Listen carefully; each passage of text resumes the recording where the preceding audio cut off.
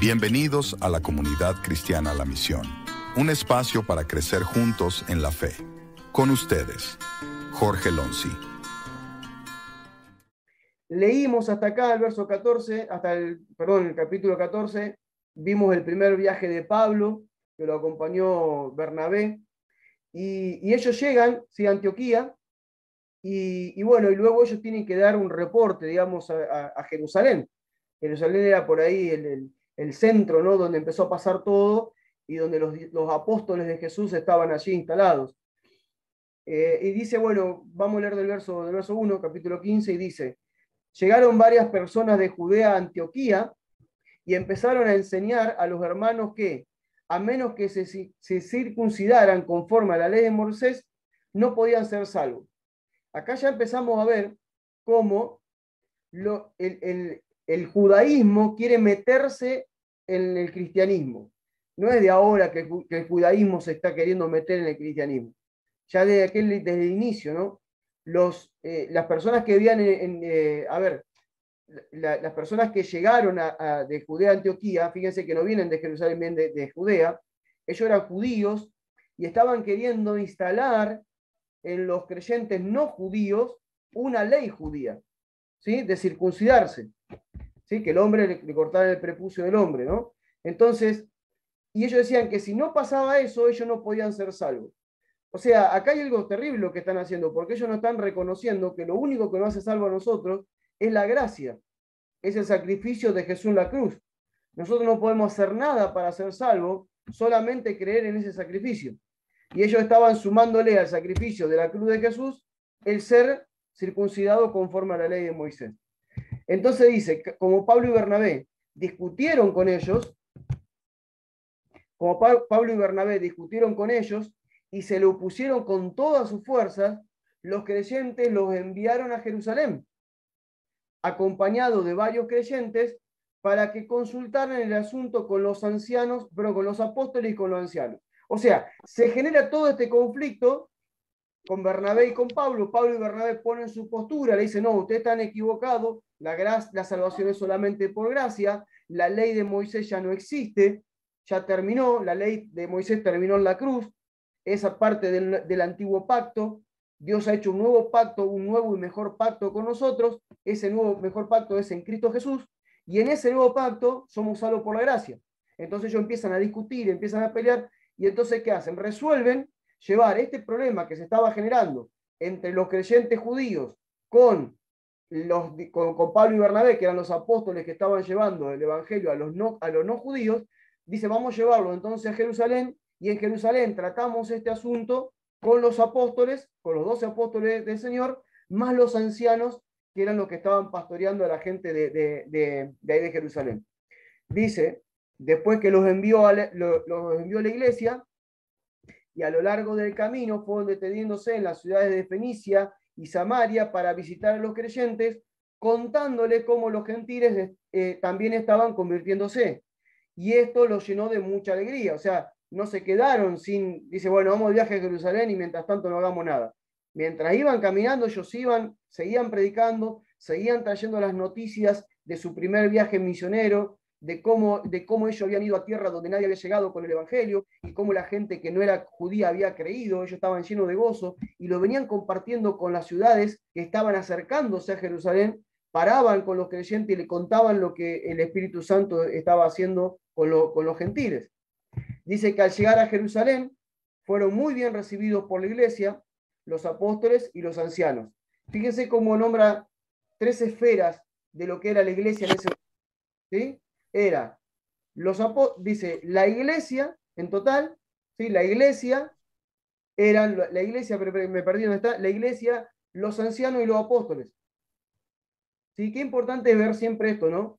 Porque hoy en día que se dice, no, la iglesia ya no tiene quien, está mal que alguien lidere la iglesia, están mal los apóstoles, están mal los pastores, están mal esto, hacemos lo que queremos, nos juntamos en una casa solo y no rendimos cuenta a nadie. O sea, no, está muy mal eso, es no reconocer la iglesia. Acá bien claro estaban los apóstoles, los ancianos y la iglesia, ¿sí? No eran 3 rangos de autoridad, pero sí eran 3 esferas de autoridad. Si no eran rangos de autoridad, sino esferas de autoridad, esferas que tenían que ver con la administración de esta nueva vida que ellos estaban teniendo. Los apóstoles estaban dedicados a algo, los ancianos estaban dedicados a algo, la iglesia estaba dedicada a algo, y todo en conjunto representaban a Cristo. Cada uno haciéndose cargo de lo que le correspondía. Ahora, y obviamente respetándose entre ellos. Dice que Pablo y Bernabé, estoy en el verso 4, dice, los pusieron al tanto de lo que Dios había hecho por medio de ellos. Entonces algunos de los que antes de convertirse habían sido fariseos, afirmaron que era necesario circuncidar a los gentiles y exigirles que obedecieran la ley de Moisés. Acá vemos de vuelta que en Jerusalén había gente que se había convertido, entre ellos había fariseos, y ustedes recuerden que los fariseos eran una de la casta religiosa de la época. Los fariseos eran una de la casta religiosa de la época, ellos eran los que conocían la escritura de punta a punta. Recuerden que un fariseo comenzaba de los 8 años a estudiar la escritura, era un hombre, siempre eran hombres, que se sabía la escritura de memoria de punta a punta. Todo lo que vos tenés en la Biblia, como el Antiguo Testamento, esos 60 y, ¿cuántos son? 39 libros creo que son, si no me equivoco, se lo sabían de memoria de punta a punta. Entonces ellos eran muy defensores de la ley de Moisés. Eran defensores de la ley de Moisés a rajatabla. Cuando se convierten a Cristo, ellos todavía no pueden entender que ya no necesitaban la ley. Como dice la Escritura, la ley había sido lo que había guiado a ellos hasta Cristo. La ley era imperfecta, pero Cristo era lo perfecto. Entonces ahora, teniendo lo perfecto, ya no necesitaban lo imperfecto que era la ley. Entonces ellos todavía no lo están entendiendo y generan este conflicto, diciéndole a Pablo y a Bernabé, otra vez, que era necesario que los gentiles se circuncidaran, y no solamente eso, sino que obedecieran la ley de Moisés. Y acá ya se empieza a complicar la historia, porque el mensaje de Pablo no era ese, era totalmente diferente. En vista de todo esto, estoy en el verso 6, los apóstoles y los ancianos convocaron una reunión para tratar el asunto. Después de muchas discusiones, Pedro se puso de pie y pidió la palabra. O sea, hermanos, no se podían poner de acuerdo. Estaban muy cerrados con el tema de aceptar el evangelio tal cual es. Pablo y Bernabé lo estaban predicando tal cual era el evangelio, y la iglesia, que fueron los primeros que recibieron el evangelio, fueron los primeros testigos de la venida del Espíritu Santo. De hecho, habían sido testigos de que ya el evangelio había venido a los gentiles cuando Pedro le predica a Cornelio en su casa. Ellos aún estaban cerrados, no podían comprender todavía que la ley ya no regía, que la tenían que sacar de su vida. Esto tiene que ver porque ellos todavía no tenían la revelación total de quién era Cristo. La tradición religiosa pesaba más. Siempre la tradición religiosa pesa más. Por eso que nosotros tenemos que tener cuidado hoy en día cómo pesa la tradición religiosa en nosotros. Sea una tradición religiosa evangélica, católica, mormón, testigo de Jehová, lo que sea que fuimos antes de haber recibido a Cristo y decidir vivir para Cristo. Ojo, porque muchas veces las costumbres de nuestra religión, la tradición de nuestra religión con sus costumbres y sus formas, nos puede empezar a la hora de llevar adelante el verdadero evangelio. Nos puede empezar aún en nuestra forma de vivir, en nuestra forma de hablar, en nuestra forma de actuar. Por eso es muy importante que tengamos en cuenta esto. ¿Ok? Vamos, me van siguiendo. Ahora, fíjense que dice verso 6. Verso 7, después de muchas discusiones, Pedro se puso en pie y pidió la palabra. Y dice, hermanos, saben que Dios me escogió de entre ustedes hace mucho tiempo para que le predicara la buena noticia a los gentiles, a fin de que estos también pudieran creer. Pedro les recuerda que hace un tiempo atrás había ido a predicarle a Cornelio y a toda su familia. Dios que conoce los corazones humanos, nos demostró que aceptaba a los gentiles al otorgarles el Espíritu Santo de la misma forma que nos había otorgado a nosotros. Y no hizo ninguna distinción entre ellos y nosotros, porque le había limpiado el corazón por medio de la fe. Dice, ¿nos atreveremos a provocar a Dios poniendo sobre los gentiles un yugo que ni nosotros ni nuestros padres hemos podido sobrellevar o hemos podido llevar? ¿No creen ustedes que los gentiles se salvan de la misma forma que nos salvamos nosotros? Es decir, por medio de la gracia del Señor Jesús. Allí mismo terminaron las discusiones y todo el mundo prestó atención a las palabras de Bernabé y de Pablo, que relataban los milagros que Dios había hecho a través de ellos entre los gentiles. Voy a parar acá. Veamos, yo siempre digo, métanse en la historia, vean el contexto. Hay una revolución en la iglesia de Jerusalén. Ellos estaban creyendo que el evangelio primeramente era para ellos. Dios obra con poder y de repente aparece Pedro predicándole a los gentiles creen. La señal de que el evangelio también era para ellos es que llega el Espíritu Santo. Pedro cuando viene, ¿se acuerdan que viene Pedro y le pide le explique qué es lo que había hecho? ¿Por qué se metió con los gentiles? Y él le explica lo que pasó y ellos dijeron, ok, ya hemos entendido que el evangelio llegó para los gentiles también. Ahora de vuelta ellos están discutiendo el tema de los gentiles. Otra vez el ambiente está pesado, la religión siempre es pesada, siempre se pone todo tenso, la postura del religioso siempre es tan estricta y no puede ver más allá de lo que ellos piensan que debe ser correcto. Siempre el religioso mide por lo bueno y por lo malo, no por lo que realmente Dios dice. Siempre el religioso mide por lo que ellos creyeron alguna vez y por lo que alguna vez quisieron creer y no por lo nuevo que está haciendo Dios. Por eso que a mucha gente hoy le cuesta salir de un templo, le cuesta dejar de hacer cultos y todo ese tipo de cuestiones. ¿Por qué? No lo entienden. La religión es más fuerte, la tradición es más fuerte. E incluso es tan fuerte que pasan al otro extremo, decir, bueno, pero ahora nos juntamos en las casas, pero terminan haciendo lo mismo en la casa que lo mismo que hacían dentro de un culto y de un templo. Hacen un culto en la casa. Entonces, fíjense lo fuerte que es la tradición. Entonces ellos le reclaman y de repente Pedro se para y le dice, a ver, muchachos, a ver, si ustedes recuerdan hace un tiempo atrás, cuando ya discutimos este tema, ¿qué fue lo que pasó? ¿Se acuerdan que en aquel momento el Espíritu Santo también vino sobre los gentiles sin pedirle nada, haciéndolo iguales a nosotros, y le limpió el corazón a ellos como nos limpió el corazón a nosotros? Y dice, y Dios no hizo ninguna distinción entre ellos y nosotros. ¿Sí? Ahora dice, y me encanta la pregunta de Pedro, dice, ¿nos vamos a atrever nosotros a provocar a Dios? Poniéndole a los gentiles un yugo que ni siquiera nosotros ni nuestro padre hemos podido llevar. Pedro lo que está diciendo es, recuerden que nuestros padres ni nosotros hemos podido cumplir con toda la ley de Moisés. Porque la ley de Moisés decía que por más que vos puedas, eran 365 leyes, pero por más que vos cumplas 364 y una no la puedas cumplir, te hacías culpable de todas las otras. O sea que era imposible cumplir la ley. Y él dice, era un yugo, era un peso para nosotros que nunca ni nuestros padres ni nosotros lo hemos podido llevar, que de hecho Jesús dijo que el yugo que él le traía no era ese, él le quitaba ese yugo y le daba otro yugo. Dice, nosotros vamos a ponerle a los gentiles algo que ni siquiera nosotros podemos cumplir.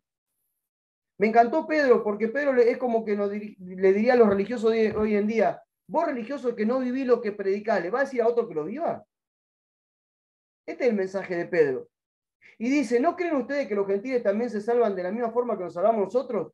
¿Qué decir por la gracia de Jesús? Por la gracia del Señor Jesús, no por la ley. Entonces ahí mismo se terminaron las discusiones. Pero ojo, que se terminen las discusiones no quiere decir que lo que está en el corazón se vaya. Porque esta gente siguió con eso en su corazón. Las discusiones pararon porque habló un hombre de autoridad, porque habló el principal apóstol del Señor Jesucristo para los judíos. Por eso se callaron, por eso respetaron, pero esto no quiere decir que sacaron lo que pensaban en su corazón. Porque más adelante vamos a ver qué pasó. Dice, allí mismo terminaron las discusiones. Todo el mundo prestó atención a las palabras de Bernabé y de Pablo, que relataban los milagros que Dios había hecho, entre ellos, entre los gentiles. Cuando Pablo y Bernabé terminaron, Jacobo pidió la palabra. ¿Quién era Jacobo? ¿Quién era Jacobo? Este Jacobo. A ver, los historiadores, lo dije muchas veces. ¿Quién era este Jacobo que pidió la palabra? Abrieron el micrófono ahí. ¿Quién? ¿Alguien Santiago. abrió? ¿Eh? Santiago. Santiago, ¿pero qué es Santiago? El hermano Jesús. El hermano de Jesús. Santiago, el hermano de Jesús, alguien que ni siquiera era uno de los 12 apóstoles, pidió la palabra. El tipo sacó la chapa de hermano de Jesús. ¿Sí? Y dijo, a ver, yo soy el hermano de Jesús, perdón. Jesús no está, me corresponde a mí administrar la iglesia. ¿Sí? El tipo ya se puso ahí, levantó la mano. Y miren lo que dicen. ¿Sí? Hermanos, les digo, escúchenme. Ya Simón nos ha relatado cómo Dios visitó por primera vez a los gentiles para escoger de entre ellos un pueblo que honre su nombre. Esto concuerda con lo que los profetas predijeron, como está escrito.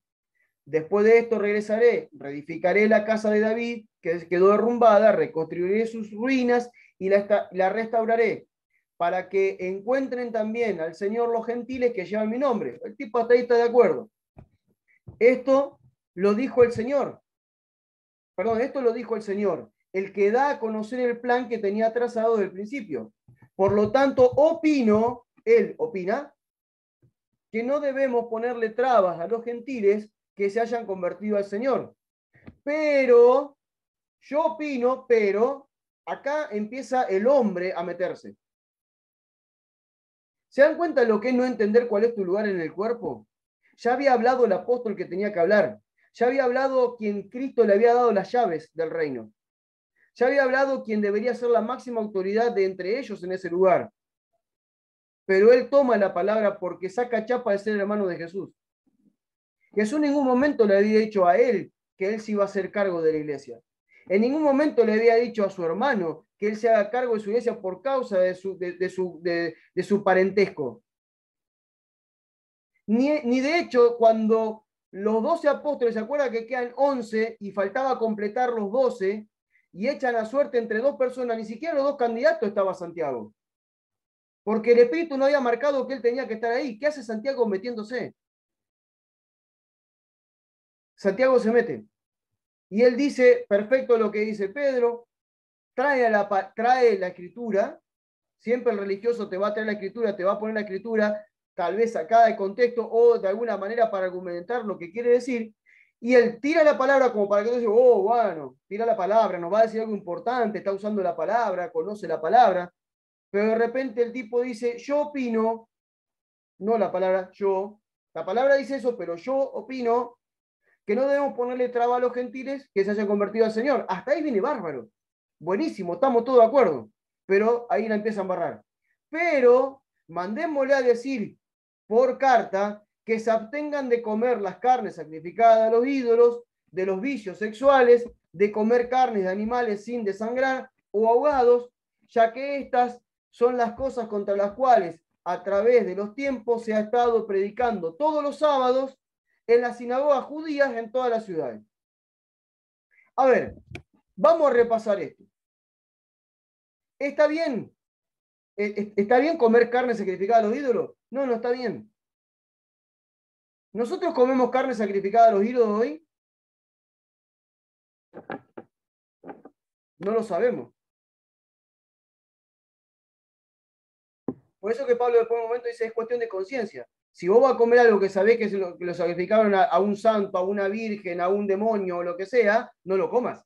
Porque estás sabiendo, estás consciente. Ahora, ¿sabes cuántas veces nosotros comemos cosas que ni sabemos a quién están dedicadas?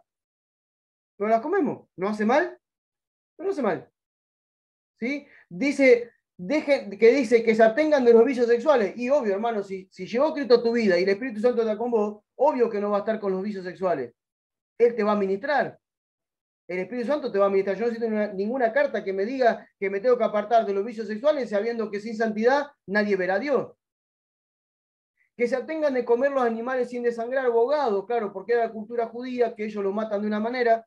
Ustedes vieron cómo los judíos tienen la forma de matar a los animales. Si ellos los desangran totalmente antes de faenarlos. De hecho, hay muchos judíos que hoy en día van a los frigoríficos, le dicen, apártenme todas esas vacas, y mandan a alguien de ellos a matar la vaca de la forma que ellos lo matan, porque si no, no comerían esa carne.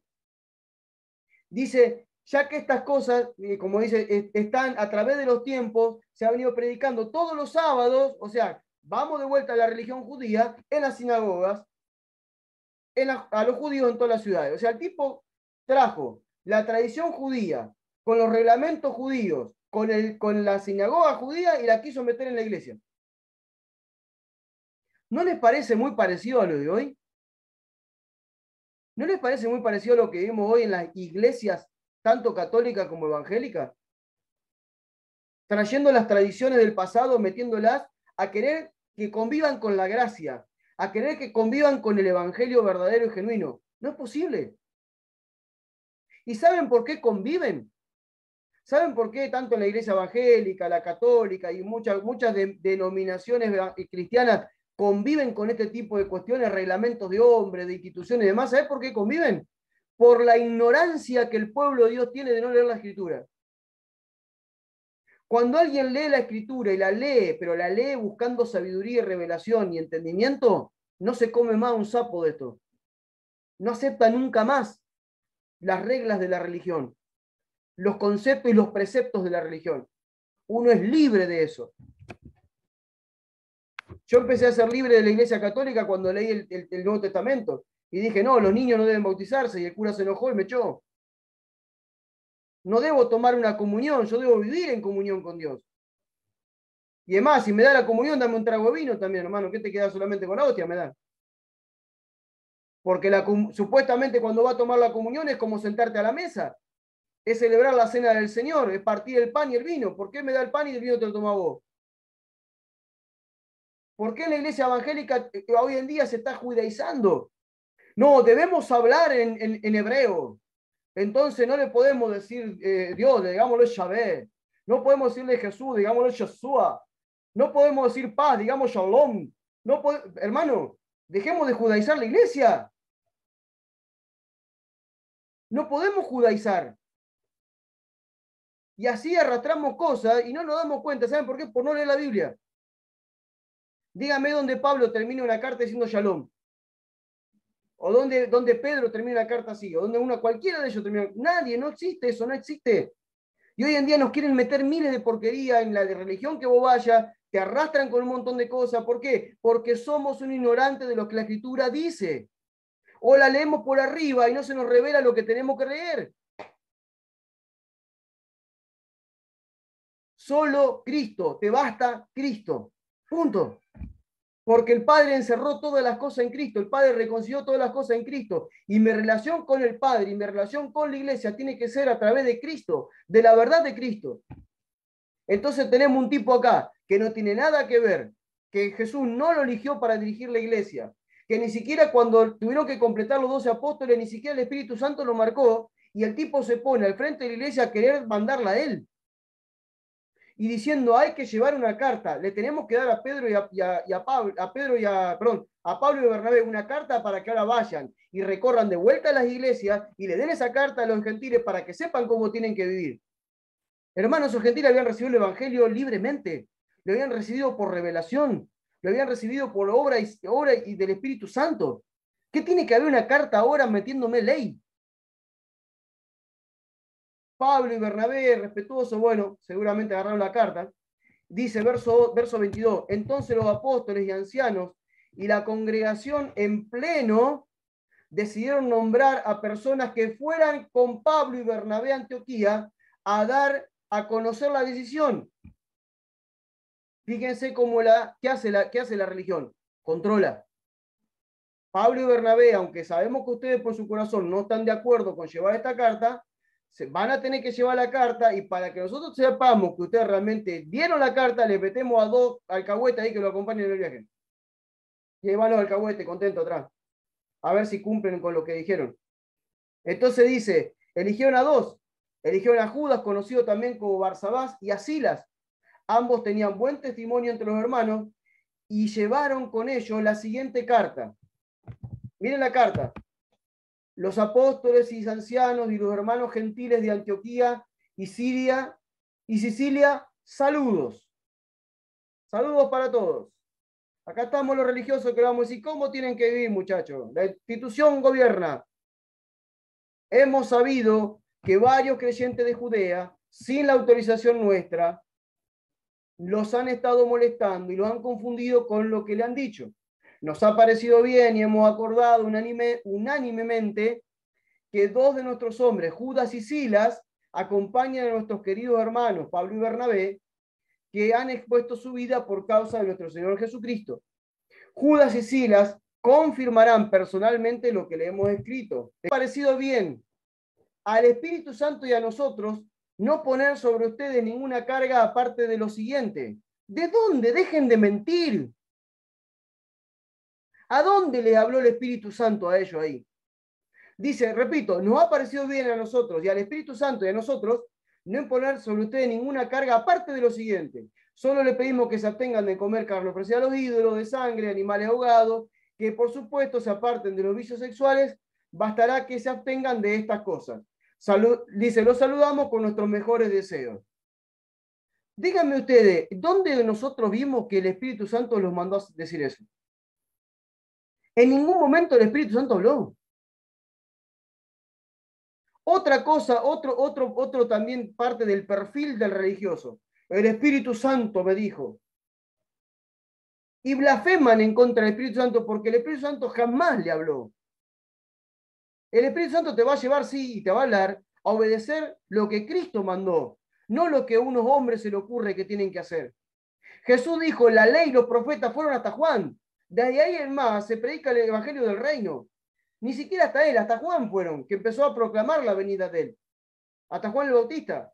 Hasta ahí llegó la ley. Y la ley caducó en la cruz cuando él dijo, consumado es, empieza un nuevo pacto de gracia. Hasta la cruz llegó la ley y los profetas, pero de la cruz para adelante viene Cristo. Miren que el Espíritu Santo va a probar esto. Es mentira que el Espíritu Santo está probando, pero la ley siempre va a buscarle toda la vuelta, te va a agarrar la Escritura y va a decir que también el Espíritu Santo habló. ¿Para qué? Para hacerte cumplir normas y formas que no tienen nada que ver con Cristo. Cuidado, hermano, porque muchos caen en esta trampa. Muchos siguen cayendo en esta trampa. Pero miles y millones siguen cayendo en esta trampa. Son presos de la religión de esta forma. Los engatusan, los enredan con palabras que no... Claro, porque no conocen la Escritura. Conocerá la verdad y la verdad te hará libre. Y la fe nuestra viene por el oír la palabra. Y yo la palabra la puedo oír. Una cosa es escucharla, otra cosa es oírla. Escucharla es porque ustedes ahora me están escuchando decir la palabra, pero oírla es que se me revele la palabra. Pero claro, si yo no leo la palabra, no tengo nada. ¿Con qué yo voy a rebatir todas estas mentiras si no tengo conocimiento revelado en mi mente y mi corazón? Por eso es necesario leer la Escritura. Por eso cuando Pablo decía, cuando vayan a poner a alguien a dirigir la iglesia, que no sea un neófito, que no sea alguien que no conozca la palabra, que no sea alguien que no tenga idea de nada. Porque un mono con escopeta va a ser un lío bárbaro. Hermano, es importante que te propongas leer la Escritura, la venimos leyendo, pero leerla con revelación. En estos tiempos que estamos ayunando, apartate, no te digo ayunar todo el día, apartate la hora que vos quieras, 1 hora, media hora, 2 horas, lo que vos sea, pero meditá. Acuérdense que arrancamos el año diciendo meditemos en la palabra. El que medita de día y de noche prosperará. Prosperará en todo sentido. Dará fruto y prosperará. ¿Quién? El que medita en la palabra. El que se sienta, la lee, la medita, la mastica, ver cómo la aplica, ver cómo lleva esto, cómo lo llevo adelante en mi vida. Es el que adquiere sabiduría. Aquí vemos gente mentirosa. Una carta mentirosa.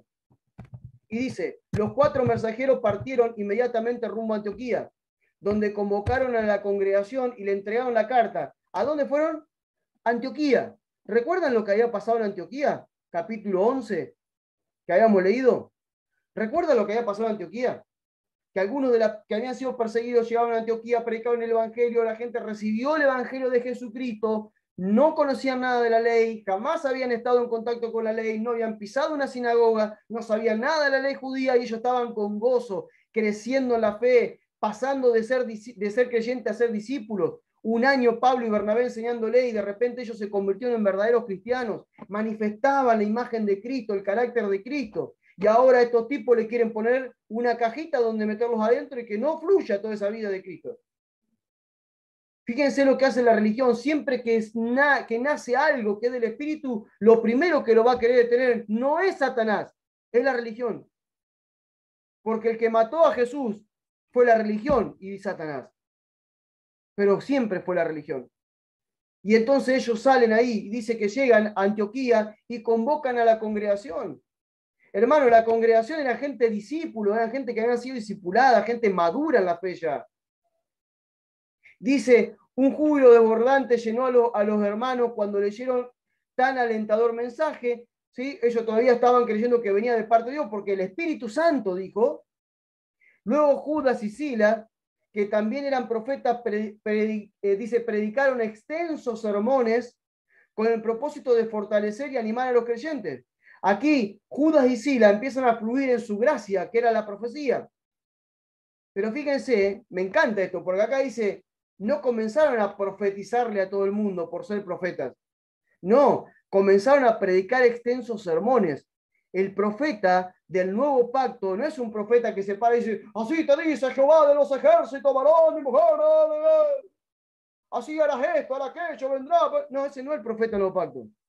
El profeta del nuevo pacto te va a llevar a leer la escritura, a vivir en santidad, te va a exhortar a que cumpla el propósito eterno de Dios, a que cumpla la misión. El verdadero profeta te va a llevar a que la palabra se te haga vida.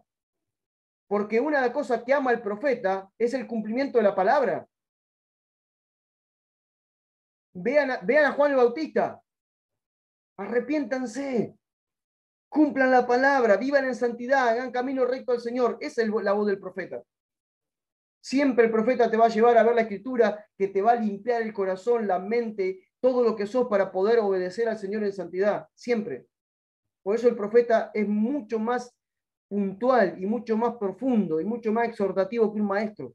El maestro enseña, pero el maestro no exhorta. Pero en cambio, el profeta sí enseña y exhorta. Dice, Judas y Silas permanecieron varios días en Antioquía, al cabo de los cuales lo despidieron para regresar a los que lo habían enviado. Pero Silas decidió quedarse. Recuerden, ellos vienen con un mensaje, pero Silas, yo estoy seguro que él entiende que el mensaje no era el que lo enviaron, y se queda. Silas se queda, Silas quiere ser parte de esta misión de llevar el evangelio hasta el último de la tierra.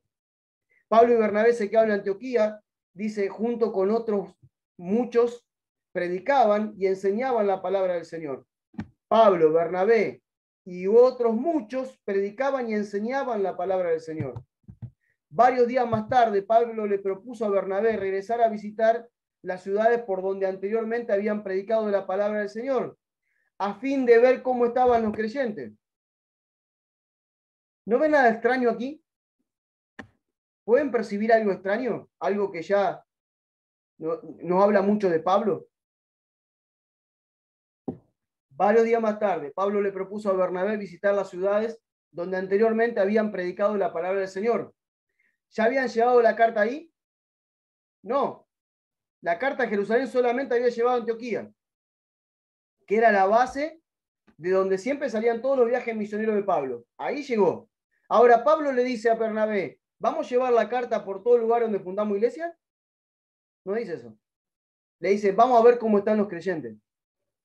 No dice, vamos a cumplir el mandato que nos dicen estos muchachos y vamos a llevar la palabra vamos a llevarle la cartita. No le lleva ninguna carta a Pablo. Dice, Bernabé quería ir con Juan Marcos. Dice, que fuera de nuevo con ellos. Pero Pablo no le agradó la idea, porque Juan Marcos lo había abandonado en Panfilia y no había seguido con ellos en el trabajo. ¿Recuerdan cuando este muchacho que era jovencito se pegó la vuelta, no siguió? Dice, el desacuerdo que surgió entre ellos fue tan grande que se separaron. Bernabé tomó a Marcos y zarpó con él hacia Chipre, mientras que Pablo escogió a Silas.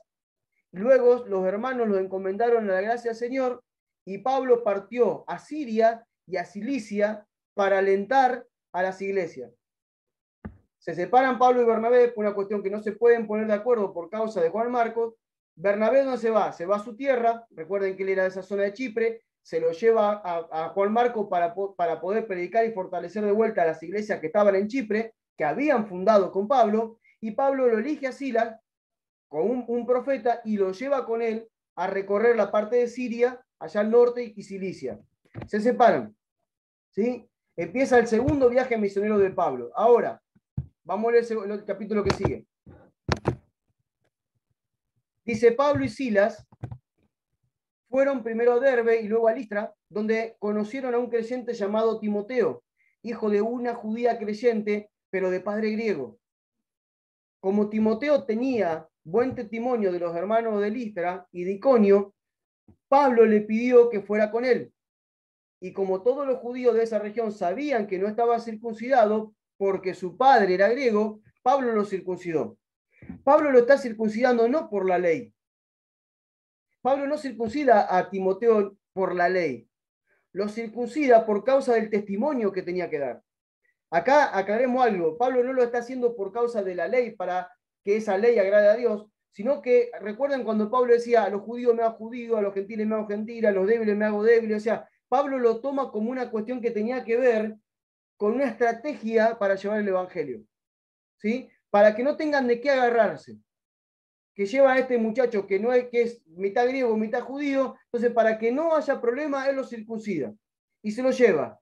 Y dice, de ciudad en ciudad fueron comunicando la decisión que habían tomado los apóstoles y los ancianos en Jerusalén. Le lleva las cartas. Dice, de esta forma la iglesia se afianzaba en la fe y crecían en el número todos los días. Luego atravesaban Frigilia y Galacia, dice, porque el Espíritu Santo les prohibió predicar en la provincia de Asia. Luego llegaron a Misia y quisieron ir hasta la provincia de Bitinia, pero el Espíritu les ordenó que no lo hicieran. En vista de esto, atravesaron la provincia de Misia y llegaron a Troas. Fíjense que Pablo quiere seguir predicando el Evangelio en ciudades que tenían una fuerte injerencia judía, y el Señor no lo deja. No lo deja en Frigilia, no lo deja en Galicia, perdón, no lo deja en las ciudades esas que vimos. Eran provincias de Asia. Misia, Bitinia, ¿sí? No, el Espíritu no lo deja. No le permite predicar ahí. Pablo también está en un proceso. Recuerden que el Señor le habló que no solamente le iba a predicar al pueblo judío, sino también a los gentiles, y Pablo estaba muy enfocado en el pueblo judío. Está en tierra de los gentiles, donde también viven judíos, pero él está priorizando a los judíos todavía. Recuerden que el primer viaje él priorizó a los judíos y así le fue. Lo apedrearon, lo corrieron de todas las ciudades. Entonces él todavía sigue con eso, pero entonces ¿qué hace? El Espíritu Santo dice, no, Pablito, acá no predicás, acá no predicás, acá no predicás, seguí viaje. Y siempre cuento, ustedes me conocen hace tiempo, ¿no? Qué fuerte habrá sido para un tipo con el temperamento que tenía, con la convicción que tenía, con la decisión firme de predicar el evangelio aunque lo maten, que de hecho ya casi que lo habían matado peleándolo, decirle que no predique. Qué fuerte habrá sido para este hombre callarse, cerrar la boca al pasar por esos lugares, teniendo tanto para decir, teniendo tanto para ministrar, teniendo tanto para predicar, pero él fue obediente, se cayó. Pero todo esto tenía un propósito, que es lo que vamos a ver después. Dice, aquella noche Pablo tuvo una visión. En el sueño vio un varón de Macedonia que le suplicaba, ven y ayúdanos. Fíjense que Macedonia estaba más allá.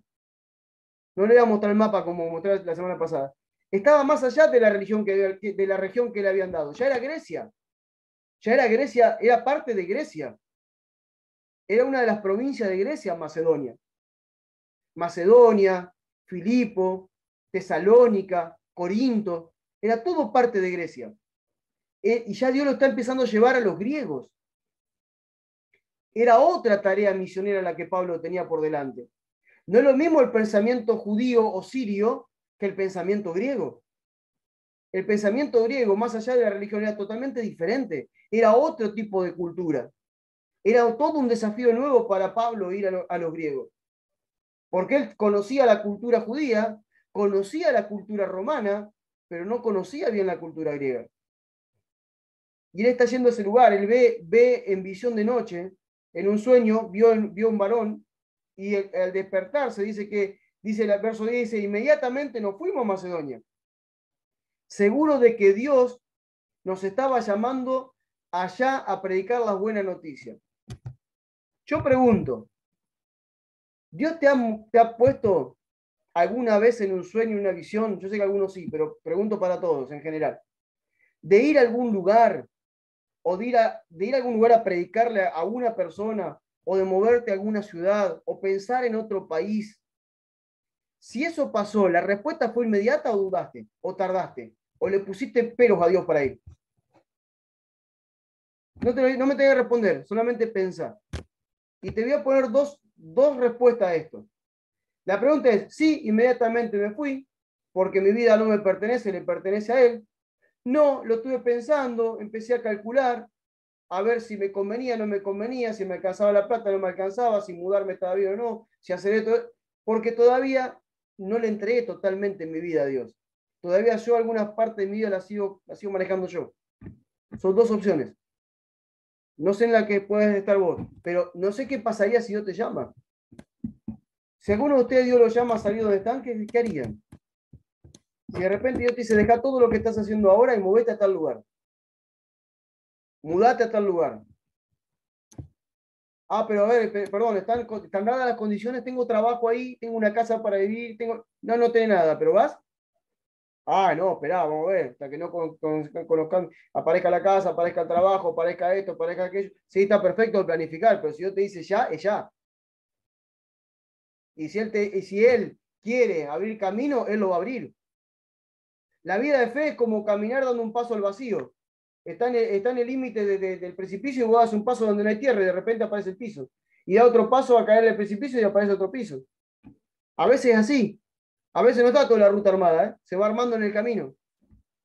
Porque ahí Dios nos desafía en cuanto nosotros estamos totalmente dispuestos a vivir para Él. Entonces, fíjense, dice que inmediatamente se fueron para allá sabiendo de que Dios los mandaba a predicar. Dice, en Troas tomamos un barco y navegamos hacia Samotracia. Y de allí, el día siguiente, a Neápolis. Por último, llegamos a Filipo, colonia romana. ¿Alguien habló el vocabulario? Vámonos. Que ahí, si te das cuenta, en la parte donde está hablando sobre el sueño que tuvo Pablo, cuando termina de contar el sueño, ya se agrega a él diciendo, nos fuimos. Sí, ya involucró a otros. Porque se agregó a sí mismo en el relato, hace un rato no estaba él, porque es Lucas, ¿no? El que soñó el de Macedonia. Claro, o sea que en este viaje aparece Lucas, está bien la aclaración que está haciendo. Acuérdense que el que escribe esta carta es Lucas. Y dice, inmediatamente nos fuimos a Macedonia, seguro de que Dios nos estaba llamando. Y acá hay algo importante. Gracias, Lucía, por el aporte antes de seguir, porque se me estaba escapando algo. Me hiciste ver algo que no lo veía. Primero, estamos hablando de un equipo. Estamos hablando de Pablo, de Sila, y ahora se le está sumando Lucas, porque el que escribe esta carta es Lucas. Y fíjense que Pablo tiene el sueño, pero como eran un equipo, Silas y Lucas no le ponen ningún pero a Pablo y le dicen, vamos, si Dios te lo mostró, vamos. Hoy en día hay tanto orgullo ministerial que si Dios no me lo muestra a mí, yo no hago nada. ¿Por qué no? Si vos sos parte de un equipo y Dios a alguien de ese equipo le muestra algo, ¿por qué no ir? Sigo, dice, bueno, ahí cuentan el barco que tomaron más y llegaron a ¿dónde? A Filipos, que era una colonia romana que estaba en Macedonia. Macedonia era la provincia, Filipo era una ciudad. Dice, y nos quedamos allí varios días. El día de reposo fuimos, siempre los tres. Acuérdense, Pablo, Silas y Lucas. Y Timoteo, me estoy hablando de Timoteo. Acuérdense que lo habían agarrado Timoteo también, eran los cuatro que estaban en el viaje. Estaba Timoteo también en el viaje. Dice, en el día de reposo fuimos a la orilla del río, que está cerca de la puerta, donde se reunían para orar. Nos sentamos y hablamos con unas mujeres que habían llegado. Una de ellas se llamaba Lidia, era vendedora de púrpura en Tiatira, y ya desde antes adoraba a Dios. Mientras Lidia escuchaba, el Señor abrió su corazón para que estuviera atenta a lo que Pablo decía. O sea, ella ya conocía algo de Dios, ella ya adoraba a Dios, pero todavía no tenía la revelación de que Jesús era el Mesías. Entonces Pablo empieza a predicar, y me encanta porque Pablo no pierde tiempo. O sea, ellos se fueron a la orilla del río. ¿Por qué? Porque sabían que allí había gente que iba a orar. Ahí va gente a orar al lado del río, entonces vamos a orarle esto. Si estos están orando es porque fe tienen. Entonces vamos a encaminarle la fe hacia donde tienen que encaminársela. Y ahí se fueron. Buscaron la oportunidad de predicarle. Y esta mujer abrió su corazón, el Espíritu Santo le abrió su corazón para que ella creyera. Dice, entonces la bautizamos junto con los demás miembros de su familia. Lidia y toda su familia creyeron. ¿Por qué? Porque Pablo, Silas, Lucas y Timoteo fueron intencionales en predicar el Evangelio. Ellos fueron a un lugar a predicar el Evangelio. Se movieron a predicar el Evangelio. No se quedaban esperando, bueno, algún día de esto, a ver si se da justo la oportunidad de compartir el Evangelio con alguien. No, estaban pensando en compartir el Evangelio en cualquier momento donde sea, donde haya una oportunidad. Por eso yo hoy a la mañana cuando le mandé, le puse eso, ¿no? El romano, ¿no? ¿Quién predicará si no son enviados? Y yo le decía, ya fuimos enviados. Tenemos que salir, tenemos que movernos, tenemos que predicar, tenemos que buscar a ver a quién le vamos a predicar. Pero esto no se logra si no salimos de la rutina. Rompamos la rutina. Hermano, lo que más nos atrapa a nosotros, nos impide hacer lo que Dios quiere, es la rutina. Rompe la rutina, patea a pedazo la rutina. Obviamente que hay cosas que sí o sí las tenés que hacer, los chicos los tenés que llevar a la escuela, los tenés que dibujar de la escuela, van a estudiar un idioma, lo tenés que llevar, lo tenés que traer, van a hacer deporte, lo tenés que traer. Está bien, buenísimo, pero hay parte que vos podés romper la rutina. No, porque todos los días a las 9 de la noche nos vamos a dormir. Bueno, hoy andate a dormir a las 1 de la mañana. Tenés que ir a una casa a predicar, ¿cuál es el problema? ¿Rompiste la rutina? Hay que romper la rutina a veces, hermano. Porque son los violentos los que arrebatan el reino, los que provocan las cosas. Entonces ellos provocaron esta situación y el resultado fue que una mujer y los miembros de su familia, que no sé cuántos, aceptaron el evangelio y fueron bautizados ahí nomás. Y dice, si ustedes creen que soy fiel, está diciendo la mujer, si ustedes creen que soy fiel al Señor, dijo ella, vengan a hospedarse en mi casa. Su insistencia fue tal que aceptamos. Miren, nosotros estamos yendo ahora a Uruguay. Sabemos que siempre Silvana es totalmente hospedadora. Silvana para nosotros en Uruguay es como Lidia aquí. Ella siempre nos abrió su casa, su corazón, todo nos da Silvana. Ahora, en estos contactos que se generaron estos días con la publicación que hice, ya hay como 3 casas que nos ofrecen para ir a parar. ¿No, amor? Hay 2 personas más, aparte de Silvana, que nos ofrecen un lugar para ir a dormir, para parar en su casa. Quieren que vayamos a su casa a parar. ¿Por qué? Porque cuando uno se dedica a predicar el evangelio, Dios abre puertas. Dios abre puertas, Dios abre corazones. La gente quiere escucharte, quiere hospedarte, quiere que pases tiempo con ellos. Dice, un día después nos dirigimos a orar. O sea, un día después se quedaron en la casa de Lidia. Al otro día, dice, un día después, dice, nos dirigíamos a orar. ¿A dónde? Otra vez al río. Dice, nos salió al encuentro una joven esclava endemoniada que tenía la facultad de adivinar. Con sus adivinaciones le proporcionaba jugosas ganancias a sus amos. La joven empezó a decirnos, estos hombres son siervos del Dios que ha venido a enseñarle el camino de salvación. Gritaba a nuestras espaldas. Imagínense que esto pasaba todos los días. Esto lo hizo por varios días hasta que Pablo... ¿Quién de nosotros no nos gustaría tener una hinchada así, no? Salía a predicar y uno tenía todo, estos son los siervos de Dios que predican el evangelio de salvación. ¡Guau! Voy a decir qué bárbaro, tengo gente que me viene anunciando, qué bueno. Cualquiera de nosotros hubiese sido engañado, ¿sí? Por alguien que te está adulando atrás de que lo que venís a hacer. Pero miren lo que pasó.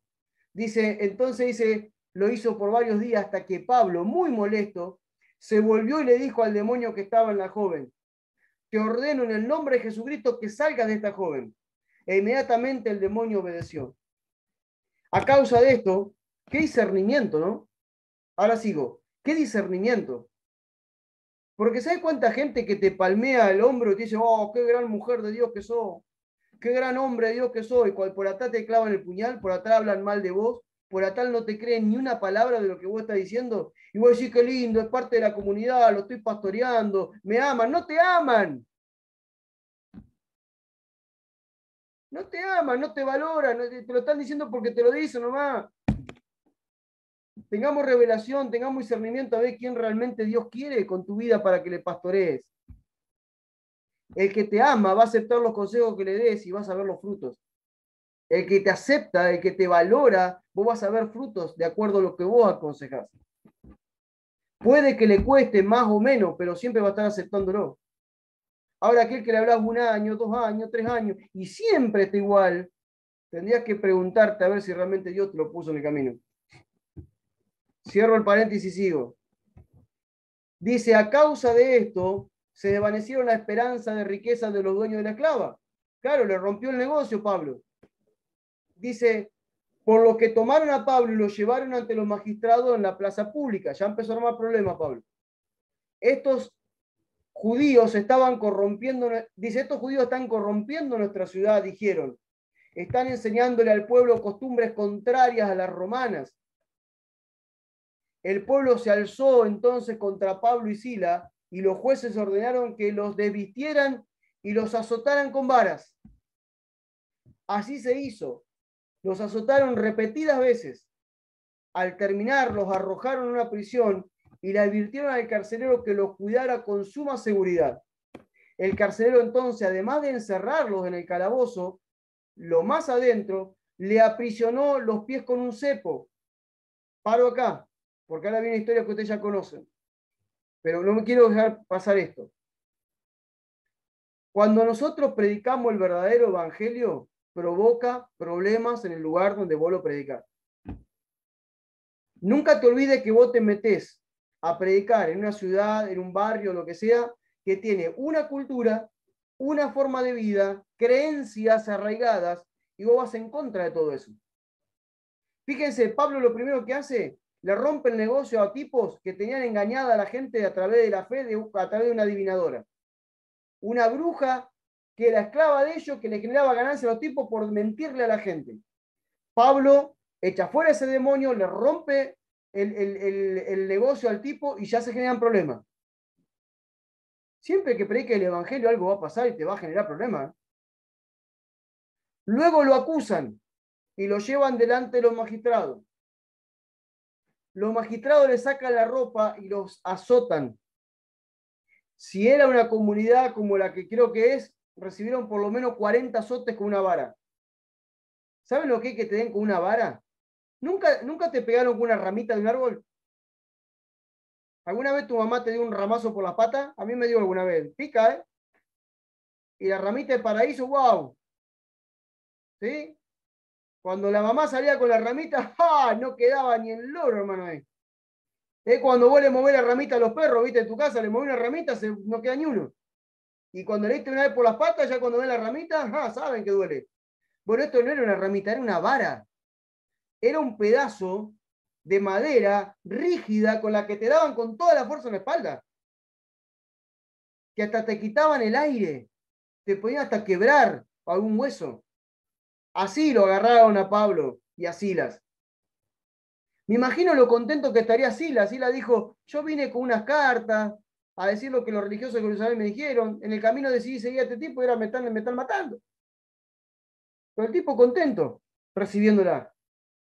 Y fíjense que no solamente queda ahí, lo meten preso.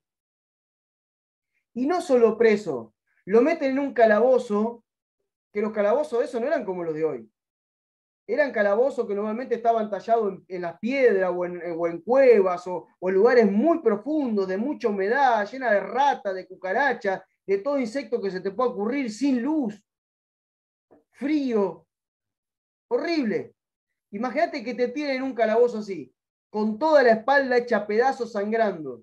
Ahí no había Altrón 600 para tomar, no había ni diclofenac para sacarte el dolor, no había ni agua oxigenada para pararte la sangre, no había gasitas lindas que te pongan el primer auxilio, no nada. Los tipos estaban con toda la espalda rota, sangrando y con un montón de roedores alrededor que querían comer la sangre.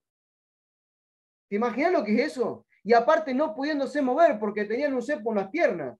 O sea, los pies los tenían atados uno a otro con cepo. ¿Sabes lo que es un cepo? Atadas las piernas, no se podían mover. Imagínate el estado de ánimo de estos dos hombres. Porque dice que fue con Pablo y Bernabé la cosa. Ahí no estaban Timoteo y no estaba Lucas. Se ve que ellos salieron para otro lado. Sila y Lucas. Dice, era medianoche. No, Sila y Lucas no, Lucas y Timoteo, perdón. Se ve un lío de gente. Y eso que eran 4, no voy a conocer más. Dice, era medianoche Pablo y Silas todavía estaban orando y cantando himno al Señor. Ah, bueno, pará. ¿A qué parte de la historia me perdí? Yo cuando leí esto por primera vez en mi vida, yo dije, estos tipos están locos, son unos masoquistas, los tipos están mal del bocho, ¿qué les pasa?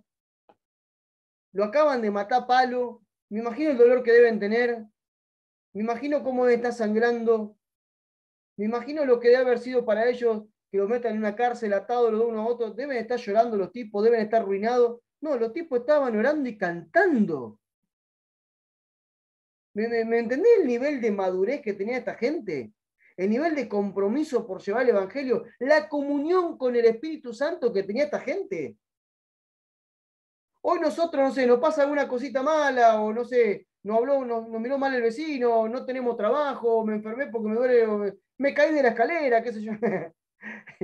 Lo que sea, y ya es un mundo.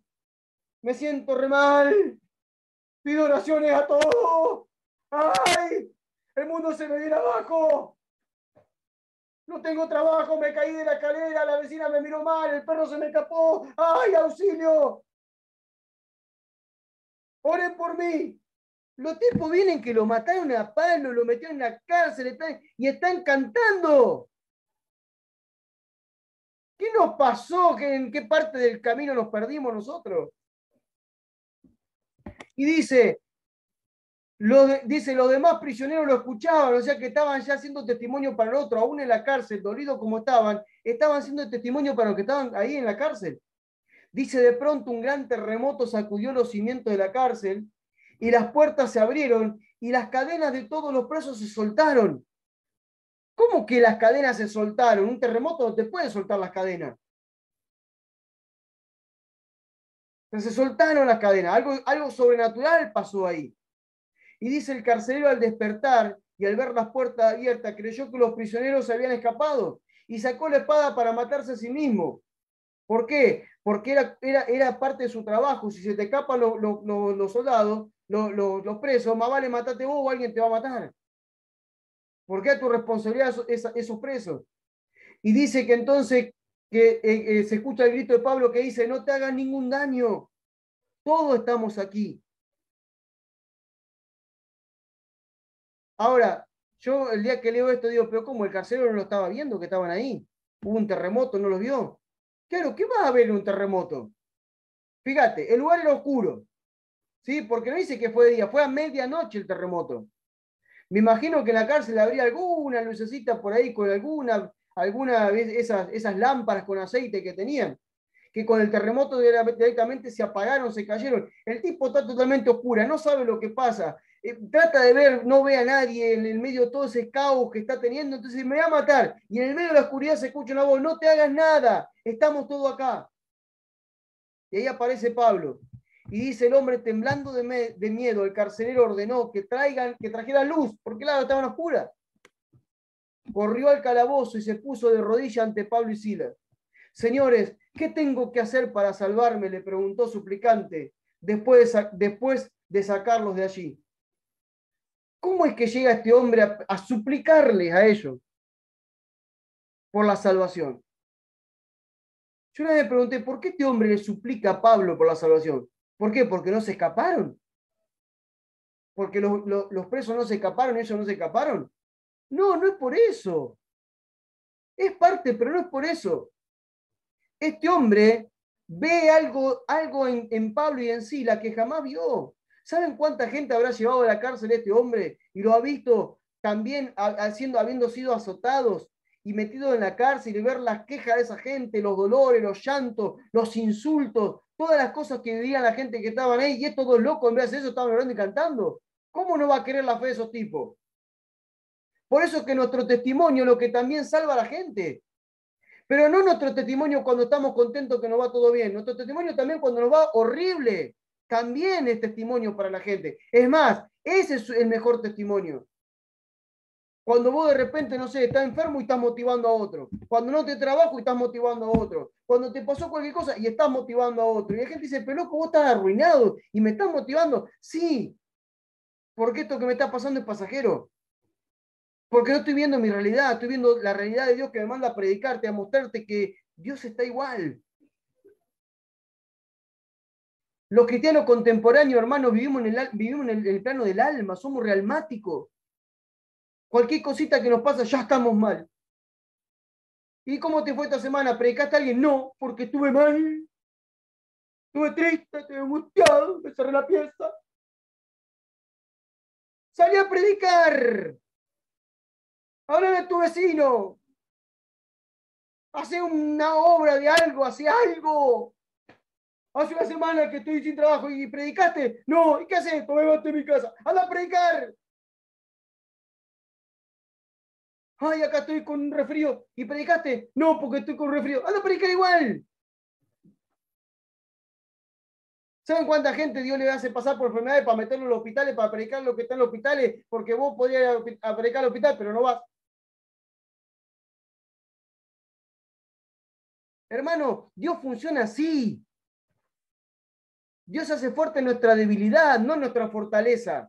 Y Dios, si quisiera, mandaría ángeles, como siempre digo, y terminaría esta historia, pero necesita a nosotros, así cabezones como somos, débiles en la parte almática como somos. Hermano, tenemos que fortalecernos nuestra parte almática. El alma no nos puede gobernar, debemos ser gobernados por el Espíritu. Y cuando digo el alma, a veces pensamos, bueno, está bien, no voy a pecar, voy a santidad. Eso es obvio, ¿no? Ya ni lo tenemos que hablar. El tema es los estados emocionales por los que pasamos, pendiente de todo lo que nos pasa alrededor. Salgamos de los estados emocionales y cuando te esté pasando algo malo, revertirlo predicando el Evangelio. Mira lo que te digo. Decir, me siento mal, me voy a predicar. No tengo trabajo, tengo tiempo para predicar. Tengo que ir al hospital, aprovecho para predicar. Todo es motivo para predicar. Ahora no lo hacemos. Hermanos, miren esta gente. Miren esta gente, Dios mío, esta gente, por favor. Estaban totalmente enfocados en lo que Cristo los mandó a hacer, no en lo que le estaba pasando a ellos. Cuando nosotros nos enfocamos en la misión, no nos importa lo que nos pasa a nosotros, no nos importa lo que nos pasa a nosotros. Pasa a un segundo plano, es irrelevante lo que me esté pasando a mí. Ahí el hincha de River hoy se fue a arreglar la pata, al final fue el hincha de River a la salita. Que está tomando y se está chupando, no sé qué está. Fue a la salita. ¿Le predicaste a alguien en la salita? ¿Le tenés que predicar? No le predicaste a nadie. ¿No? ¿O sí? Decime sí o no. ¿Así más así o así? ¿Así o así? Haceme. No le predicaste a nadie. Era una oportunidad tremenda para predicar. Vos decís, miren muchachos, vengo con la pata que está media podrida, pero quiero decir algo. Hace unos días atrás, esto tenía un agujero acá, pero Dios me lo cerró. ¿Ves? ¡Dios me lo cerró! ¡Ey! ¡Dios me lo cerró! Te puedo predicar a vos, vení. Dios me cerró la pata, mirá. Ya era motivo para predicar, pero no, te viniste con el paracetamol. Está todo bien, pero no nos damos cuenta que son oportunidades para predicar. ¿Me explico? Aquella mujer se acaba de romper la cabeza cayéndose de la escalera y se dio ahí con la mesada y le rompió la mesada al marido. Dice que vinieron los vecinos a ver cómo estaba. ¿Le predicaste a los vecinos cuando vinieron? No, porque estaba preocupado por tu chichón. Dios preparó el momento para que todos los vecinos vengan a tu casa a predicarle el Evangelio y vos estás preocupada por ver si te ponía hielo en la cabeza. ¿Te das cuenta que no nos damos cuenta de la oportunidad que tenemos para predicar? ¿Se dan cuenta? No nos damos cuenta. Dios nos pone delante de nosotros así, oportunidad para predicar y no lo hacemos. Es como que nos pasa un elefante por acá adelante y no lo veo. No lo vi. Ahora, sigo con la historia. Dice, señores, ¿qué tengo que hacer para salvarme? Dice que le suplicó, por favor, me quiero salvar. Quiero ser como ustedes. Y dice, cree en el Señor Jesucristo, y serás salvo tú y tu familia, le respondieron. Entonces le contaron delante de sus familiares las buenas noticias del Señor. O sea, él le dijo lo que tenía que hacer, creer en el Señor Jesucristo, pero después le explicó. No le dijo, a ver hermano, crea en Jesús, ya está. No, le explicó cómo ser salvo. El otro día nos fuimos allá a la casa de Silvia, lo agarramos a Juan y a Ale, que están ahí mirándonos ahora. ¿Y qué hicimos, Juan y Ale? Después que nos matamos de risa, le dimos con un caño a la suegra, nos reímos del tío loco que está en la costa. Después de que hablamos de todas esas cosas, dijimos, bueno, a ver chicos, quiero saber dónde están parados. Les quiero predicar el verdadero evangelio. El evangelio es este. y hablamos durante 20, 30 minutos sobre el Evangelio de Jesucristo, hasta que ellos tomaron esa decisión de decir, sí, quiero que Jesús sea el que gobierne mi vida. Porque no es solamente creer en Jesús, es qué es lo que tengo que creer. Y yo les decía a ellos, sigamos conectados, porque no es solamente esto, este es el primer paso. Ahora ustedes tienen que crecer, tienen que aprender, tienen que saber de qué se trata esta nueva vida que Dios les da. Por eso dice que fueron, le contaron a los familiares la buena noticia. Y en aquella misma hora el carcelero le lavó las heridas y se bautizó junto con todos los miembros de su familia. Ya venía Lidia, toda su familia, el carcelero, toda su familia. ¿Se dan cuenta cómo Dios gobierna por las casas? ¿Se dan cuenta de la necesidad de ir a las casas que uno cree y tal vez toda la casa se convierte? Que Dios no llama gente a los auditorios, sino que te manda a vos a las casas para que al menos uno se convierta y a través de ese tal vez toda la familia se convierta. ¿Lo podemos ver?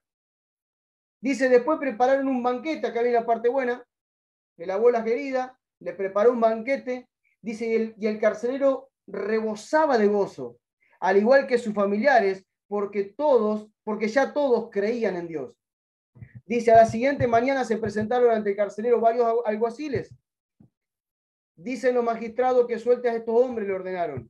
El carcelero respondió a notificarle, perdón, el carcelero corrió a notificarle a Pablo que estaba en libertad, pero este le respondió, no, Pablo tenía sus cosas también, ¿eh?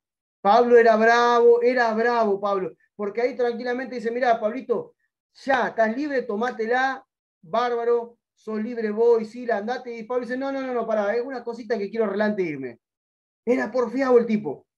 Y dice, no, así que a pesar de que somos ciudadanos romanos, nos azotan públicamente sin someternos a juicio, nos encarcelan y ahora quieren ponernos en libertad secretamente. No, señor, que vengan ellos mismos a sacarnos. ¡Oh!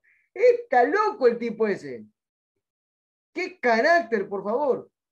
Cualquiera de nosotros que no haya pasado esto, viene al otro día y dice, ¿está libre? Salimos corriendo antes que nos agarren de vuelta. Me voy a los... Cuando el tipo dice, ¿estás libre? Ya salí. No alcanzó a decir libre y ya me fui. Pablo dice, no me voy a ir, me voy a quedar sentado acá en la cárcel, que venga la autoridad a hablar conmigo. Que vengan a remediar esto que hicieron conmigo, porque yo soy ciudadano romano, me azotaron, me hicieron un juicio público, me azotaron y me metieron en cárcel. Y eso no puede pasarle a un ciudadano romano. Que vengan acá ellos mismos a sacarme. Dice que los alguaciles le transmitieron a los magistrados estas palabras, y estos, muertos de miedo, mira lo que provocó Pablo. Los tipos que se creían que la tenían re clara y lo mandaron a encerrar y lo mandaron casi a matar a Pablo, lo metieron en cárcel porque ellos tenían la autoridad, ahora le tenían miedo a Pablo. Dice, los alguaciles transmitieron esto, dice, y ellos muertos de miedo al enterarse de que Pablo y Sila eran ciudadanos romanos, corrieron a la cárcel. Miren el susto que tenían los tipos, querían arreglar el problema. Corrieron a la cárcel a suplicarles que salieran y abandonaran la ciudad.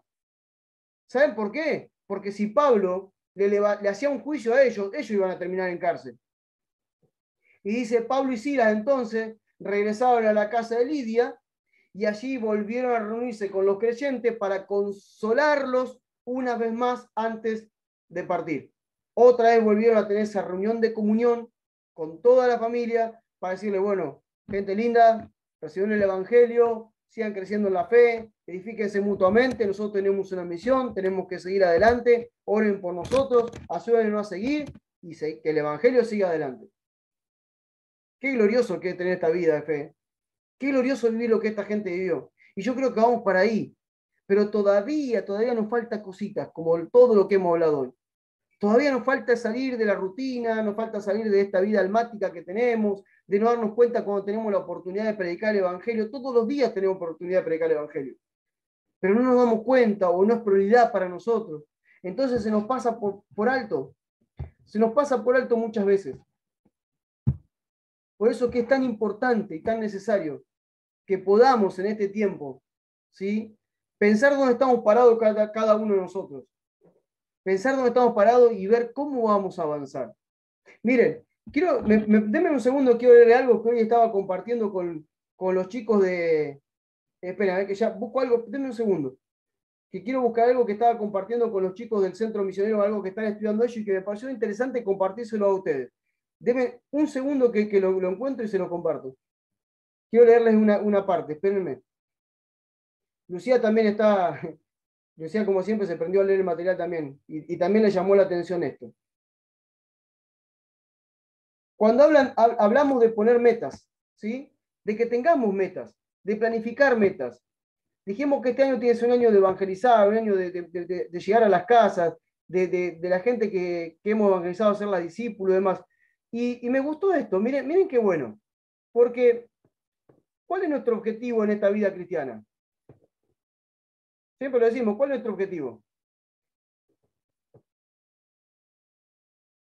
¿Cuál es nuestro propósito? Hacer discípulos. No, esa es la misión. ¿Cuál es nuestro propósito? Llevar el evangelio.